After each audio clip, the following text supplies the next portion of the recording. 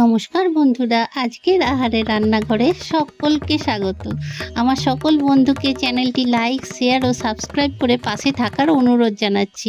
আজ নিয়ে এসেছি দুর্দান্ত স্বাদের মাছের ঝোলের একটি নতুন রেসিপি। চলুন তাহলে দেখে নেওয়া যাক আজকের রান্না। আমি এখানে নিয়ে নিয়েছি 1 কেজি রুই মাছ। ভালো করে কেটে ধুয়ে পরিষ্কার করে নুন হলুদ মাখিয়ে ভেজে তুলে রেখে দিয়েছি। কয়েকটা কারি পাতা নিয়ে নিয়েছি, মাছের ঝোলের ফোড়নে দেব। বেঁচে যাওয়া তেলে সর্ষে আর গোটা জিরে ফোড়ন দিয়ে দিলাম। একটু পরে দিয়ে দেব ধুয়ে পরিষ্কার করা কারি পাতা আর 2টো কাঁচা লঙ্কা। কেটে রাখা পেঁয়াজগুলো দিয়ে দিলাম। আমি এখানে 3টে পেঁয়াজ কুচি করে রেখেছিলাম, সেগুলোই দিয়েছি। এবার আমি পেঁয়াজগুলোকে একটু নেড়েচেড়ে ভেজে নেব। অল্প নুন দিয়ে দিচ্ছি। নুন দিয়ে দিলে খুব তাড়াতাড়ি নরম হয়ে যায়। আমি এখানে কাঁচা আম লম্বা লম্বা টুকরো করে কেটে দিয়ে দিলাম। আপনারা আপনাদের ইচ্ছা মতো অন্য কোনো টক জাতীয় জিনিস এখানে দিতে পারেন। রান্নাটা খুবই সুস্বাদু হয়, একবার এভাবে বানিয়ে দেখবেন।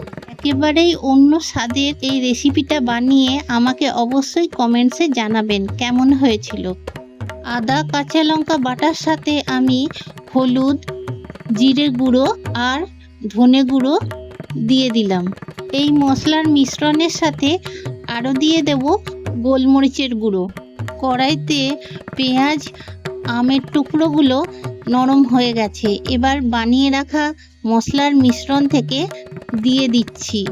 এভাবে শুকনো গুঁড়ো মশলাগুলোকে কাঁচা মশলার সাথে কিংবা অল্প জল দিয়ে ভিজিয়ে রাখলে বাটা মশলার মতনই স্বাদ হয়।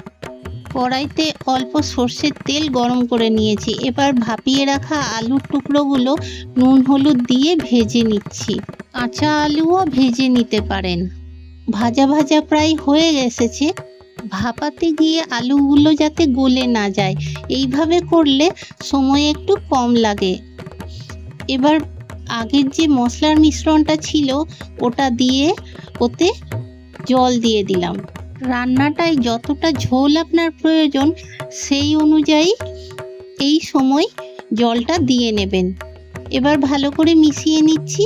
রোজ রোজ একই রকম মাছের ঝোল খেতে খেতে বোর হয়ে গেলে এরকম ছোটোখাটো সাধারণ পরিবর্তন এনে রান্নার স্বাদের চমক আনতে পারেন।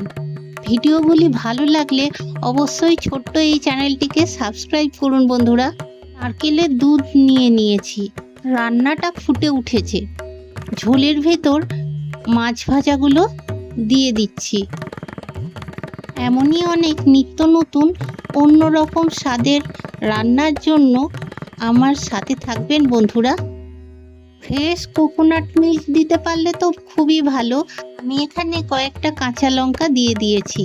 হলে কোকোনাট মিল্ক পাউডারের যে প্যাকেট পাওয়া যায় সেটাও হালকা উষ্ণ গরম জলে ভিজিয়ে রেখে দিতে পারেন। একটা টিপস, আঁচটা কমিয়ে নারকেলের দুধটা দেবেন। আর দিয়েছি গরম মশলার গুঁড়ো।